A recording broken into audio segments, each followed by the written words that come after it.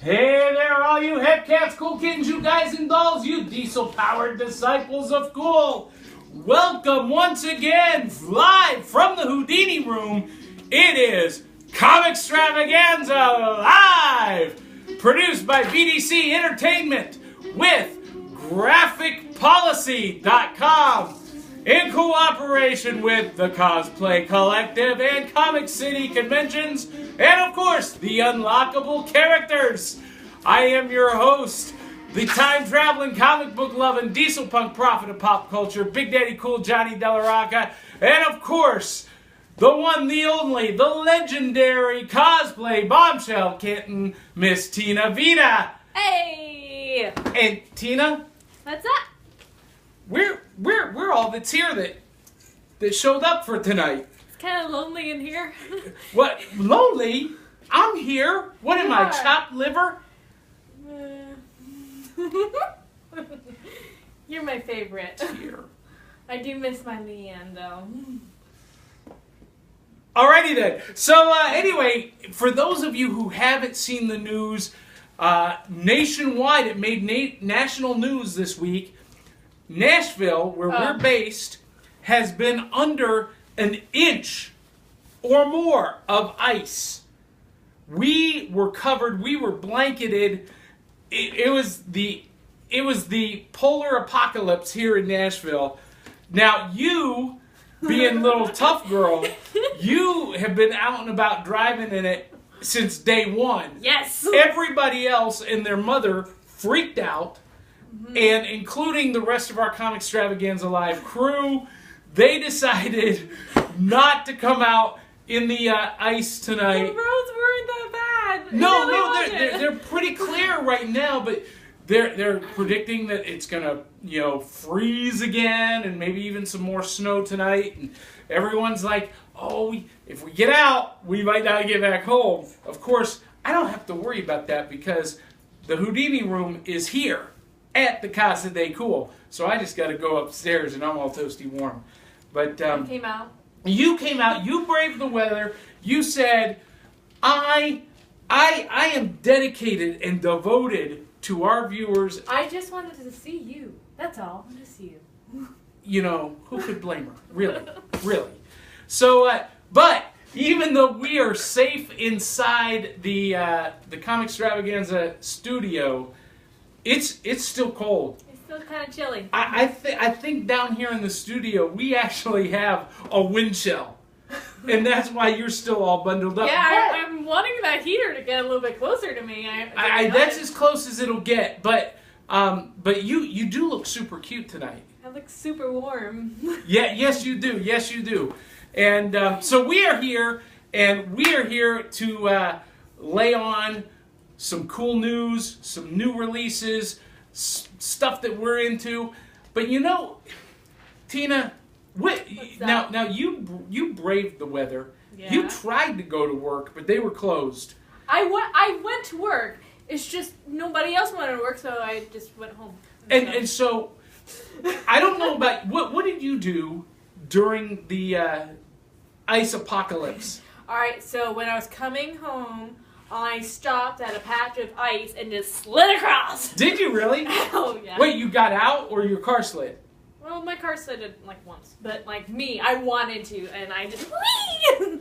And then after that, I decided that I wanted to make a puzzle with my roommate. So we did that, completed it, started my Zelda puzzle. So, yeah. Yeah, so I watched a bunch of new movies, or a bunch of old movies and some new movies, and I gotta tell you, well, I watched The Untouchables, I watched Tombstone, I watched Trains, Planes, and Automobiles, I watched Unbreakable, I watched The Rocketeer, I've seen The Rocketeer. I watched a bunch of movies, and I watched again on Blu-ray Iron Sky.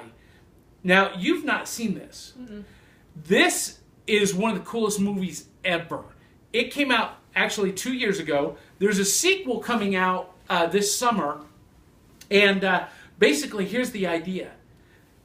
At the end of World War II, when the Nazis lost, some of them escaped to the moon, and they set up a colony on the moon And in the year 2018, they come back to conquer the world.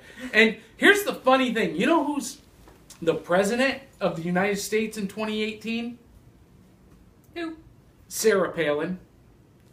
And Sarah Palin, she gives it to him, man. It's awesome. But so you got these moon Nazis invading. The moon Nazis. Yeah. So this is a favorite movie among diesel punks because you got all this great World War II aesthetics with the sci-fi and just some really, really cool stuff. Now they got a sequel coming out this summer called The Coming Race.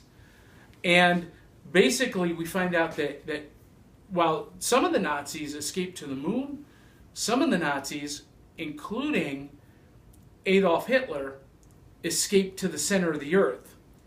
And wouldn't it be hot in there? No, because it's basically that L. Ron Hubbard theory, that Anunnaki Nibiru theory. Do you know about this? Where You're talking gibberish to me. Oh, okay. Well, some of our viewers are going, oh, yeah. Some of them buy into this. They believe that the Earth is hollow and that there is another Earth in the center, another world. You remember the movie Journey to the Center of the Earth? The book by Jules Verne. Yeah, that's what they believe it. And so they believe that it's inhabited by this race of reptilian human hybrids called the Anunnaki, and they actually come from a planet called Nibiru, which is planet X, just on the other side of Pluto. See, you're laughing, but people believe this, and I'm not judging. So in this sequel, The Coming Race, Hitler is actually one of the Anunnaki, one of those. So he's a reptile. He's a reptilian human hybrid, superhumans basically, okay. And he rides a T-Rex that does the Heil Hitler. Oh my God. And Sarah Palin is also one of the Anunnaki, and she has the secret code and the thumbprint to get into this. Yeah, I can't wait to see it. It's the sequel to Iron Sky, but when if you haven't, coming out? I think this summer. They just finished their Kickstarter campaign to get it distributed, but great movie, Iron Sky. Check it out. So today is New Comics Day. It is. Now, I went to the comic book shop before coming home to do the show, and because Nashville is under a blanket of 1-inch thick ice, none of the comic shops got any other comics for today. So I was all prepared to pick up a copy of Mandrake the Magician #1 and Silk #1 and... what's Silk about?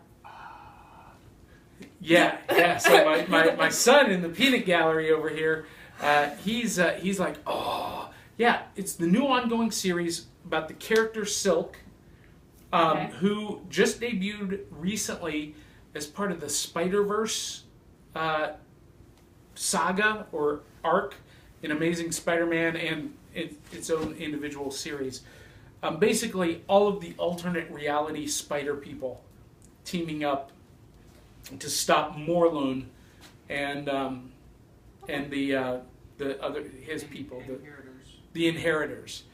So Silk, turns out, is connected to Peter Parker.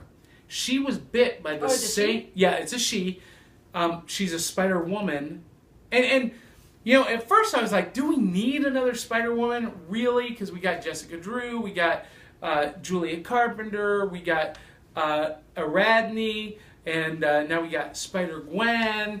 And do we need another Spider-Woman?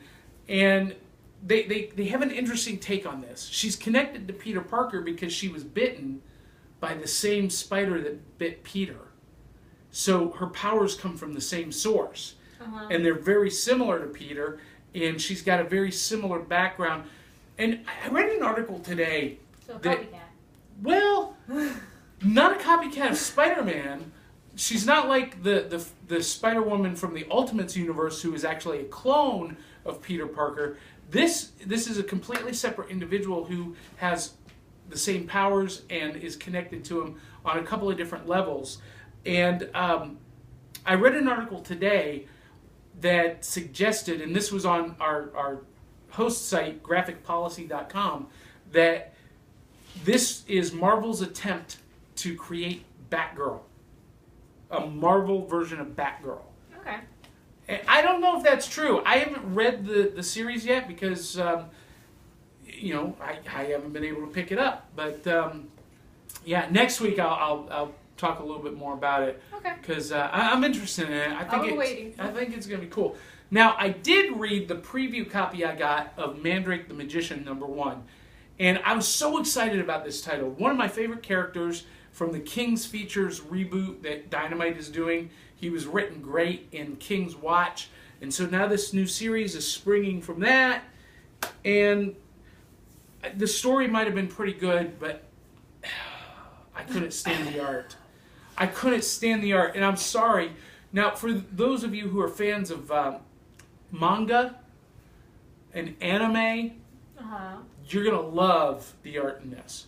That's what it looks like. It looks like a manga title, but, you know, it should be more of a pulp style, retro style, very sophisticated. Mandrake the Magician, you know, he's one of the most important characters in early comics. At one time, he was one of the most well-known characters, and a lot of stage illusionists have copied their appearance and persona from him. But this new series, I had high hopes for it. Not so good. Okay, so we have Mandrake the Magician, Silk, and what was the other ones? Because I feel like I cut you off. No, I don't remember. I don't remember what the other new titles were that I was going to check out. But, you know, I thought since we don't have those titles here, that I would just share a little bit about what I'm reading. Okay. Since we're a little bit short on cast and crew. This can be short and sweet, just like me. Well, you know what? A thought occurred to me today that, you know, we're here doing the show live, even though we don't have the rest of the cast with us tonight. They're in our They are in our hearts. We love you guys. Dee, Nancy, Leanna, Amy, Paul. We love you guys. We wish you were here, but you know what? We were the victims of a little bit of a dig by a competitor this week. Kind of making fun of us for being live, but you know what? We are live. We're coming to you live right now. And not only are we the only live comic and pop culture show in Nashville, we're one of the only live comic and pop culture shows on the net, doing it live, and we do it every week, the same day, the same time, the same place, and the show airs at the same time, at the same channel every week, and we get uploaded to YouTube for people to watch it on demand within the hour after we go live. That's pretty impressive if you ask me. The world will know our news. Yes. So you're going to tell me what's going on at the show, and I'll show out my Latina side. Your Latina side? Yeah. Are you a spicy Latina? Oh yeah, I'm aggressive too. Makes me want a salsa. Makes me want a salsa. All right, so what I'm reading. Now, if you guys are like me, and you may not be, I don't know. I don't have the money to spend on every single title that I want. There's a lot of books that come out every month. As a matter of fact, you have been complaining about me sending you so many things to preview. We get previews from all of the major publishers, and there's more than I could possibly even read in previews. So I'm really picky. So I thought I would share the titles, the essential titles that I am reading every single month, and kind of talk to you guys about why I think they're cool. If you've been watching not just this show, but our previous show, Tales from the Geek, you guys know that I am a big fan of the Captain Midnight series. Josh Williamson writes this character so well. And this is one of those books that surprises me every single month. Yeah, you like that? Yeah. Did you see the back? Nice. Yeah. So you ain't the only one who can look snazzy. Anyway, Captain Midnight. It's the classic pulp character from the 1940s. He comes forward in time to the present, and I describe it all the time as basically Captain America meets Hank Pym meets Bruce Wayne, Batman, and I knew who Bruce Wayne was. Well, just in case somebody else doesn't. I'm not saying that we have listeners or viewers who don't know, but it's possible. So, Captain Midnight, though, it's just good old-fashioned comic book fun. Okay. It's written the way comic books used to be written. So for some of our older viewers who aren't kind of into the decompressed storytelling, the Jonathan Hickman, Brian Michael Bendis style, you're going to dig this because it's, kind of along that Roger Stern, John Byrne, Tom DeFalco, Steve Englehart, Roy Thomas vein. All right, so this book has been phenomenal. We're on issue 3 of Hellboy and the BPRD. Now, I don't know if you knew this, but Hellboy, this week, is 21 years old. Now, is that older? That's as old as you are. Currently. Yep. How is that possible? How is it possible that 21 years ago I picked up the first Hellboy issue from Mike Mignola? Anyway, this has been a great book because it tells the story of his very first mission in 1952. It is written by Mike Mignola and John Arcudi, but the art is by Alex Maleev. And this dude was born to draw Hellboy. He really was. It's just got this awesome grit to it, and I can't say enough good things about this. I've always been a Hellboy fan, but this series in particular has just been as good as it gets. And again, Mike Mignola is really kind of from that old school storytelling mold, so you can dig it. All right. Lady Killer.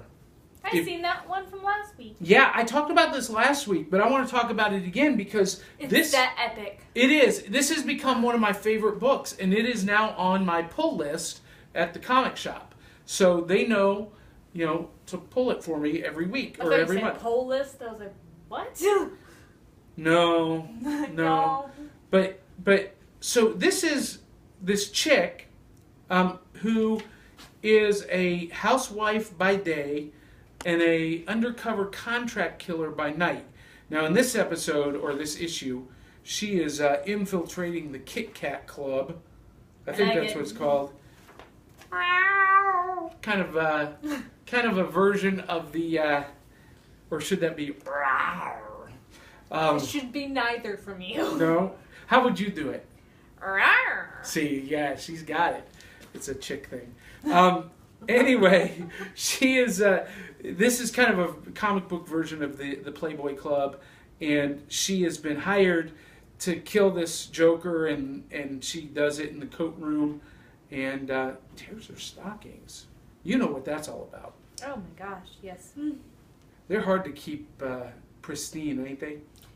Correct. You sound like you know from experience, though. You know what? So when I was in college. I was part of the Madrigal Singers, a Renaissance group of singers. 12 of us sang a cappella, Renaissance style music, and we wore tights. And nylon tights. I discovered why women really shave their legs. It has nothing to do with looking good for us guys. It has to do with the fact that if you don't shave your legs, they get hung in that nylon, and it itches, it pulls, it burns. It's nightmarish. Please tell me you've shaved your legs before. I never have. Aww. Never have. Never. You need to share a picture of you when you're younger on our site. I will. I've got tons of them. So I will. You were looking. Well, you always look sharp, but you. Yeah, I'm going to be there again real soon. 40 pounds. 40 pounds. And if you guys have been watching the show for a long time, well, the previous show, Tales from the Geek, you've kind of seen me shrink over the last 2 years. And this summer, 40 more pounds. That's it. There we go. All right, so the other books that I'm reading this on every month on a regular basis, Star Wars. We're only on number 2, and this is epic. This is the best Star Wars series I've read. The last one from Dark Horse was great. This one's even better. And so it is on my pull list. Of course, you guys know I am a Star Wars freakasaurus. And, yes, you are. And this book is like watching the movie. And it's canon. So it's on my essentials list. You guys should check it out if you're a Star Wars fan. All right. If it seems like ever since the Avengers movie came out, Marvel is slapping the Avengers title on everything, you're not alone in that thought. They have. There are, let's see, there's Avengers, Avengers World, Avengers Assemble, Secret Avengers, The New Avengers, Mighty Avengers, and Uncanny Avengers, and maybe sometimes Young Avengers. So eight Avengers titles every month? That's ridiculous. Marvel, come on, that's ridiculous. Kind of grinds my gears. Because how can anyone really afford all that? I mean, if you want to wear clothes and eat food, you can't.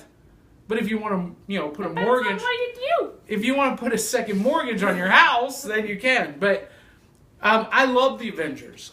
The Avengers was the first comic book, issue number 222, that I bought with my own money as a kid. Mm-hmm. And I was hooked ever since. And up until Jonathan Hickman's run, I had every issue of every series of the Avengers since issue number 58. I need to get 58 down to 1, but 58 on up. But, I couldn't make it through Jonathan Hickman's Avengers. I quit at issue number 13 because they were still just wandering around, just sitting around, talking, walking around. It was like a Lord of the Rings movie. I couldn't take it.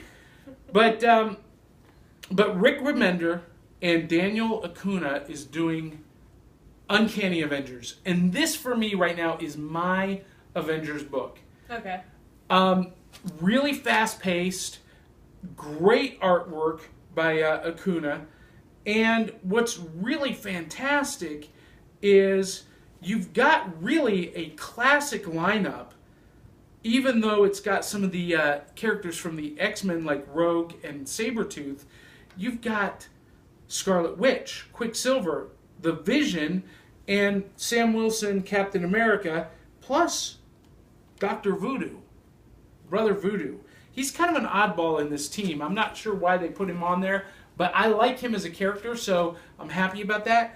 But what you get with that combination with Wanda, Rogue, the Vision, and Quicksilver, you basically have this family story going on because Vision and Scarlet Witch were at one time married, okay, and now they're estranged, and he's pretty bitter about it.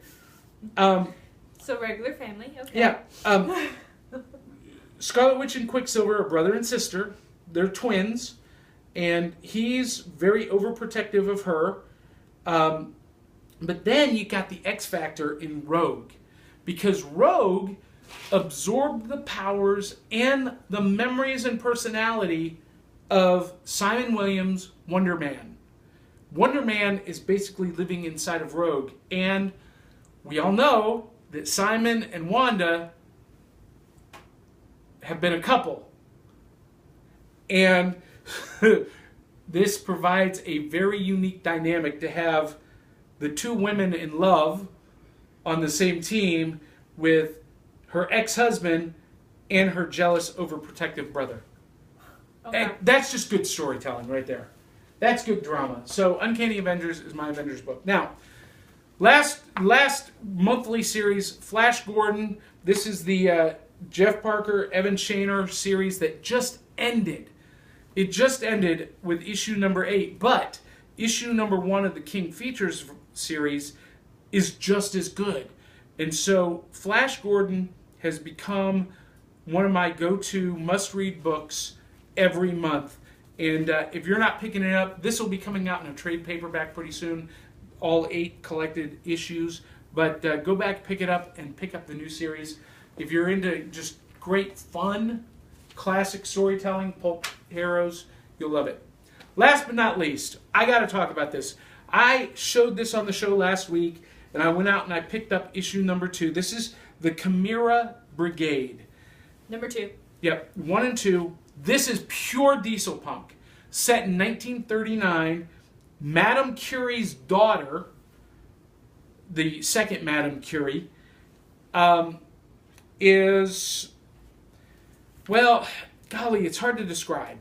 She's trying to get the Chimera Brigade back from wherever they went missing. And you've got the Nazis on the rise, World War II on the horizon, and this group of superhuman heroes and villains that came out of World War I. And the first Madame Curie's Radium Institute. Basically, illegal chemicals and weaponized weapons of mass destruction created these heroes and villains and the Chimera Brigade. If you're into diesel punk, and a lot of people may go, John, you say that word a lot. What is that? Well, it's... I'm still trying to figure it out. Yeah, okay. So it's art, music, culture, fashion that celebrates the 1920s through the 1940s with a mix of contemporary sci-fi and pop culture thrown in. That's the best way to describe it. So, that, Chimera Brigade, Hellboy, Flash Gordon, that is, for me, diesel punk. So, and it's a little bit individual to each person, but that's... Yeah, that's it. So that's what I'm reading, and if you're looking for something new to try out and you've never tried those titles, give them a shot. You might like them. You might dig them. So, Tina, you got some cool news. I do. Yeah, so let's talk about your news and what is going on in Tina's pop culture world. Alrighty, guys. So the gloves come off. The gloves come off. Finally. So, Spawn, one of my kind of favorite characters. Really? Really. Just grew up with him. Or not with him, but still. I don't know. I've seen some of the guys you've dated. Just saying.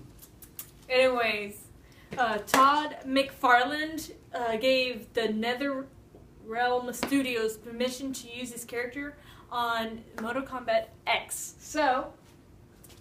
he may be a new character on there. That part is not solid, but he did give the permission. It's just they have to use him in a specific time frame in it. So. Interesting. I've never been a big fan of Mortal Kombat. Or do you like it? Are you? Yeah. Yeah? It came out at the same time that Virtua Fighter came out. And that game I love. I don't know, Virtual. Yeah, that... What, was it on the original PlayStation that Mortal Kombat came out on? I know it was an arcade game first, but on console gaming, was it on the original PlayStation? I think so. Yeah, I've never been able to really get the hang of the PlayStation controller. Oh, okay. I'm a Sega, Genesis, Nintendo. See, I always guy. played it at the arcade, so. Yeah, well, with the arcade, you had the joystick and the buttons, and you could, Definite button smasher. Oh yeah, did you just? Not bam, but just I'm guessing. I'm guessing all the way through. I love it. But yeah, I was gonna say something else about that, Johnny. Mortal Kombat Spawn, certain time period. Certain time frame, and what? And you love Mortal Kombat. Oh, so in my room, there's pictures of all the girls and all the guys in Mortal Kombat. Like the main guys, like Scorpio. Yeah, Sub-Zero. Sub-Zeros. Yeah. I always liked Sub-Zero. He was cool. Wait, what was the guy that did the lightning? Was it he had the coolie hat on? Yeah. Hat, white. I don't know. I don't do names. I just play the game. You need to cosplay as some of those female characters. You just want to see more Yes. Me. Yes. And so do our fans. And if you want to see more of Tina, like right now, just go to her fan page at Tina Vita on Facebook. Those pictures are epic. You need to do more of those. Mm-hmm. Those are fantastic. I want more of the realizing the elegance of it rather than the Tina part. It's one and the same. Tina is elegant. She is. And those listen, that photo shoot that you did, not only is it great for you, it's one of the best photo shoots I've seen in a long time. You look fantastic. You're great. I have a couple more coming up. I know. I can't wait to. I'm excited. Yeah. All right. Also, Marina Bakarin. That's how I would pronounce that. Bakarin. Yep. She has been casted in the Deadpool movie that's coming out in February 2016. She'll be Deadpool's love interest. So, kind of excited. But that means something's happening to her on Gotham. I don't know what's gonna go. Well, do you think she has to leave Gotham to do the movie? I mean, actors do that all the time in the hiatus, and maybe something happens to her character on Gotham. But I'm thinking something is gonna happen. Who does she play on Gotham? She is Dr. Lindsley Tompkins. It's Officer Gordon's girlfriend, basically. Oh, the one who never leaves the apartment. No. Wait, no, I thought that was Barbara. Yeah. Barbara never leaves, and then she goes away. See, just came back. I've not been watching Gotham. It shows. and it's not because I don't like the show. It's amazing. It's because I have children that want to watch TV with me, and the show's a little bit dark. It's a little bit sexually charged for the youngsters. Well, we just learned something new about Tina that we didn't know before. But I am watching The Flash. Are you watching The Flash? No, see, you're not watching The Flash. I'm watching Agent Carter, which I'm watching it. To me is one of the best shows on TV right now. I'm very picky with my TV shows. Well, you ought to check out Agent Carter. It's really worth seeing. She's a smart, strong, sexy female character. She's totally thought Carter was a guy. No, it's a chick. Agent Peggy Carter. Okay. Basically, they've created Wonder Woman without superpowers. Unbelievable show. And it just so happens, not only am I watching it every week, I do a podcast called the Diesel Powered Podcast, and we do an Agent Carter roundtable every Thursday after the show airs. So you can hear it this Friday when it hits iTunes. Is that kind of like the Talking Dead for Walking Dead? Yeah, it is. Oh, okay. I gotcha. Yeah, but it's the Agent Carter Roundtable. So, and it's one of the highest rated podcasts on iTunes right now in the top 10. So, yeah. There you go. Pretty awesome. So, not only do I appear here with you lovely people on Comixstravaganza everywhere. You know what? We are busy people. Yes! We are everywhere, and we're going to be at the Franklin Comic and Toy Show March 8th. Well, I'm going to be there. She's going to be elsewhere. I'm going to be hosting the cosplay contest. But July 11th, we're going to be at the Nashville Comic Show, Comic Expo at the fairgrounds. Mm-hmm. Big Daddy Cool and the Swing Kittens are going to be doing a performance. So yeah, that's our next gig. There you go. And let's see, where else are we going to be? August, Marble City Comic Con. December, Geekonomicon. Jackson, Tennessee, we're going to be at another one of the shows. When is that? I forget. September 26th. I was saying, like, you keep... Yeah, September 26th, Big Daddy Cool and Bombshell Kittens are going to be swinging at the Roxy at the Tullahoma South Jackson Civic Center. Mm-hmm. So a lot of stuff happening. What's in Mississippi? That's Geekonomicon, Biloxi, Mississippi, December 10th through the 12th. And we're gonna take an extra day. We're gonna go to New Orleans. How exciting, huh? Yeah. We get to go to comic book cons, we get to perform, and we get to travel to cool places like New Orleans. And we might be, I don't know, we might be in New York this summer. That's my turf. I'm just saying, it could happen. It could happen. Hey, you know what? What's that? So this week, sitting around in the snowpocalypse, we're still recording. Yeah, no. Is that our mic? Yeah, this is our record. This records the audio only version for iTunes, which is still in the top 20 on iTunes, by the way. There we go. Boom. Booyah. 2 hit podcasts. 2. Take that. You know who. You. No, I got to catch up on some of my politics. Are you into politics? Graphicpolicy.com, our distributor, they blend comics and pop culture with politics. So you can find some political stuff on there too. I'll definitely have to check that out. No, I was watching it, and the presidential race is coming up in 2016, and the heir apparent for the Democrats is Hillary Clinton, and everyone on the Republican Party side is talking about Jeb Bush. And Jeb Bush, the other Bush brother. She's all up in here. Well, so I saw an interview with Bill Clinton talking about, Hillary potentially running, and they asked him to pick, his winner, who between Hillary or Jeb, who does he think would win? And he was quoted as saying, "Well, I like that Jeb fella pretty good. He's a nice guy, but I got to root for my wife Hillary. Besides, she's warned me to stay away from the Bush." True story. So, Tina. Yes, we are. Look through these cards. Verify that they are exactly what they appear to be. All different values. It's an ordinary deck of cards, correct? Yeah. Yeah, then explain this. What the heck? Yo! Just a joke. Do we got anything else that we need to talk about? Amy and Paul aren't here tonight for Nerdy News.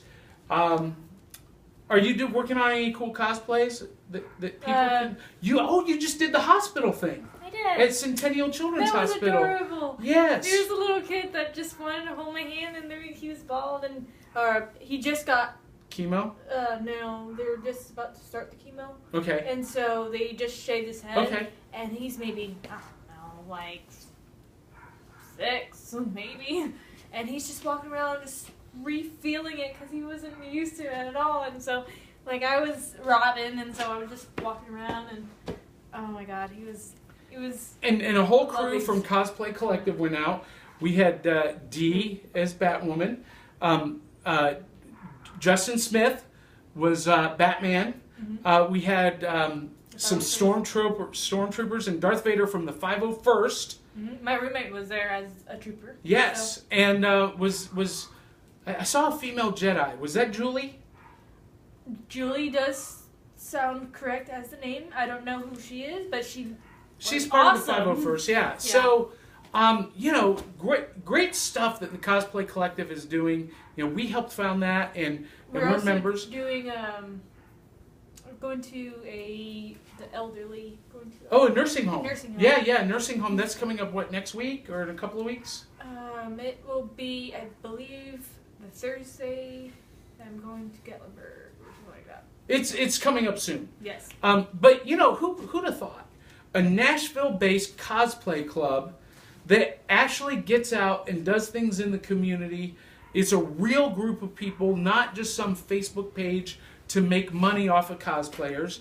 Yeah. They're really trying to build a community, getting out, doing charitable things, visiting kids in the hospital, taking toys to them, and just they're doing a great stuff. And of course, they're partners here with us at Comixstravaganza Live and the Powerhouse Project that is providing programming for cons. The cons that I mentioned, that's part of the Powerhouse Project. And MTAC, that's where we're going to be next. I said MTAC, or I was whispering to you. Oh, that's right, MTAC. That's coming up right around the corner.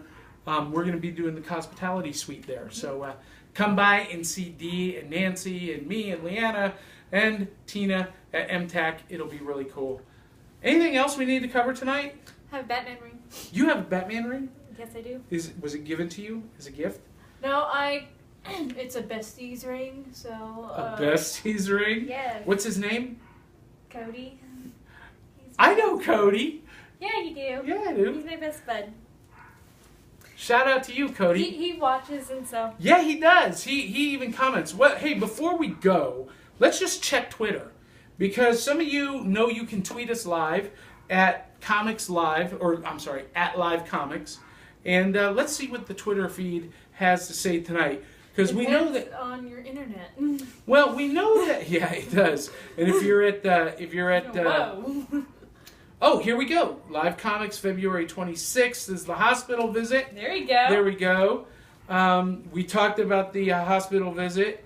Personal trainer. Oh, see these. Oh, here we go. Oh. Leanna. Haters gonna hate. Yeah. Leanna's watching by pub from the comfort of my PJs. What's pub? Watching by pub. Pod? Maybe pod? No. I don't know. Yeah, Dee said sheet of ice in our subdivision and still patches on the only road leading to our house. Not scared. We see how you are. So, no questions from the congregation, though, tonight. Oh, well. 50 Shades of Right Wrist Spray. What? Yeah, mention me? No.